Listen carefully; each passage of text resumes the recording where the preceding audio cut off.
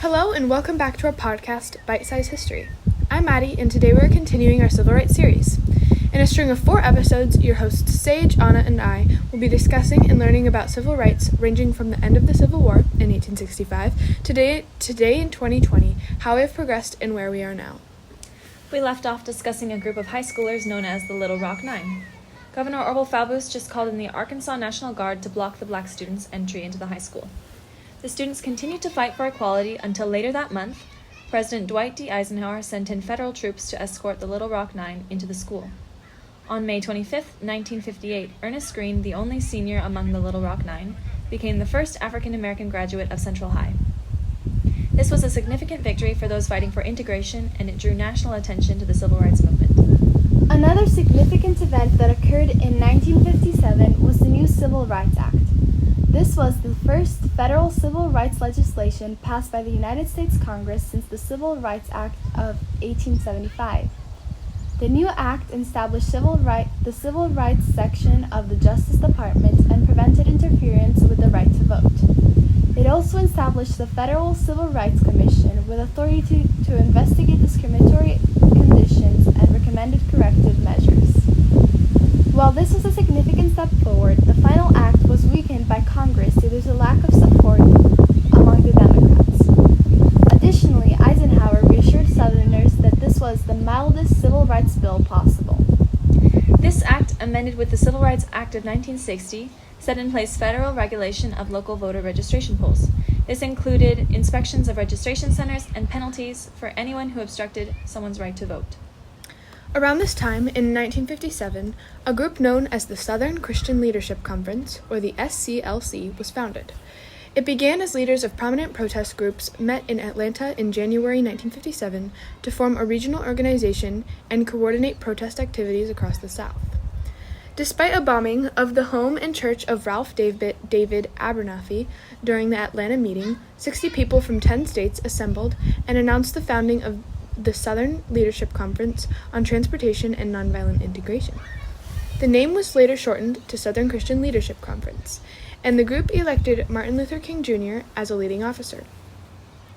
The SCLC then issued a document declaring that civil rights are essential to democracy, that segregation must end, and that all black people should reject segregation absolutely and nonviolently.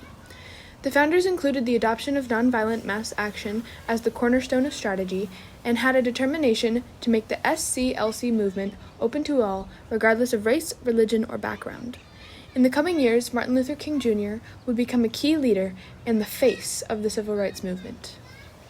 By 1966, the civil rights movement had been gaining momentum for more than a decade, as thousands of African Americans embraced the strategy of nonviolent protest against racial segregation and demand equal rights under the law.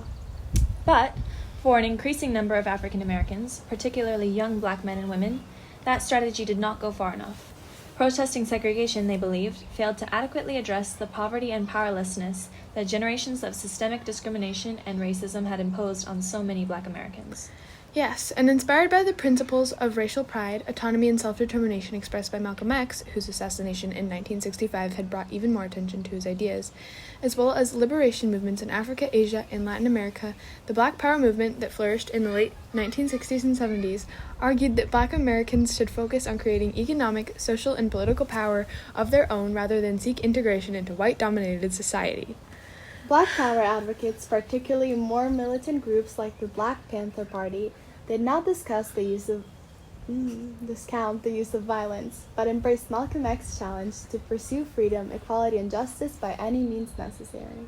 However, while some resorted to violence, more and more civil rights advocates started to find ways to peacefully resist racism.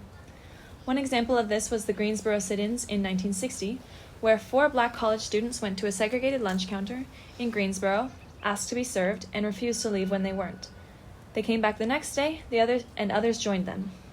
Over 5 months, the sit-ins in Greensboro grew and spread to other cities throughout the South. Emerging in 1960 from the student-led sit-ins at segregated lunch counters in Greensboro, North Carolina, and Nashville, Tennessee, was the SNCC, or Student Nonviolent Coordinating Committee. The SNCC was a civil rights group formed to give younger blacks more of a voice in the civil rights movement. The committee sought to coordinate and assist direct action challenges to the civic segregation and the political exclusion of African Americans, and it soon became one of the movement's more radical branches.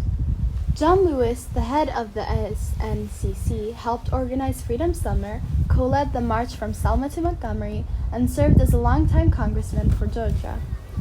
Lewis was also notable as one of the Freedom Riders. The Supreme Court had segregated interstate travel, but this ruling was widely ignored in the South. The Freedom Riders were an interracial group that sought to test this ruling by riding buses through the South with blacks using facilities designated for whites and vice versa. This group was beaten by mobs and jailed, but the Freedom Riders forced the Kennedy administration to support the desegregation of interstate travel. A similar event happened in Birmingham, Alabama, which was considered the most segregated city in the nation. Martin Luther King Jr. sought to use nonviolent confrontation to challenge the segregation laws. Birmingham officials obtained an injunction barring protests, and King and many of them were arrested. While in jail, King composed his letter from Birmingham jail, defending nonviolent protest and asserting the moral obligation to break unjust laws. King wrote, "Injustice anywhere is a threat to justice everywhere." The protests drew national attention when hundreds of children were jailed for marching, and when Birmingham officials used police dogs and fire hoses to turn back the marchers. Since the start of the civil rights battle back in Reconstruction, there has been legislation preventing discrimination and ensuring rights to blacks. But President Lyndon B. Johnson passed possibly the most important Civil Rights Act in 1964. This act prohibited discrimination in public places such as swimming pools, grocery stores, and public schools. It provided lawful integration of public schools and other public areas, and it made employment discrimination illegal. Segregation wasn't allowed anywhere. Movie theaters, businesses, restaurants, etc., would not be allowed to separate whites or blacks or force someone of color to sit in a lesser area just because of their skin tone.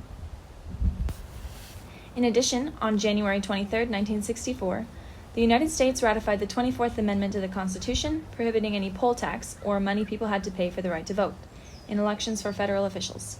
During the civil rights movement of the 1950s and 1960s, voting rights activists in the South were subjected to various forms of mistreatment and violence. One event that outraged many Americans occurred on March 7, 1965, when peaceful participants in a Selma to Montgomery march for voting rights were met by Alabama state troopers who attacked them with nightsticks, tear gas, and whips after they refused to turn back. Some protesters were severely beaten and bloodied, and others ran for their lives. The incident was captured on national television, and the event that became known as Bloody Sunday. The images sickened, outraged, and electrified people through the country. Within 48 hours, demonstrations in support of the marchers were held in 80 cities. Many of the nation's religious leaders, including Martin Luther King Jr., flew to Selma. After one more failed attempt, King led a peaceful march from Selma to Montgomery. Congress responded to these events by enacting the Voting Rights Act of 1965. The Voting Rights Act of 1965, signed into law by President Lyndon B. Johnson, aimed to overcome legal barriers at the state and local levels that prevented African Americans from exercising their rights to vote as guaranteed under the 15th Amendment. The Voting Rights Act is considered one of the most far-reaching pieces of civil rights legislation in U.S. history. But in some cases, the outrage led to riots. The Watts riots, known as the Watts Rebellion, was a large series of riots that broke out on August 11, 1965, in the predominantly black neighborhood of Watts in Los Angeles. The Watts riots lasted for 6 days, resulting in 34 deaths, over 1,000 injuries, and 4,000 arrests, involving 34,000 people, and ending the destruction of 1,000 buildings, totaling in $40 million in damages. These demonstrations continued steadily, despite the backlash from police and local governments in many states. It is important to note, however, that most of the demonstrations were peaceful, inspired by Martin Luther King Jr. He became the face of the civil rights movement. While this spurred a lot of progress, it also put a target on his back. A few years later, in 1968, he was assassinated in his own home. His death did not only put a stop to his efforts to expand the movement from civil rights to human rights, it marked the end of the civil rights movement in itself in the United States. Thank you for listening to a podcast, Bitesize History. Tune in next time for episode 4 of our Civil Rights series and find out how the spirit of the Civil Rights Movement continues today.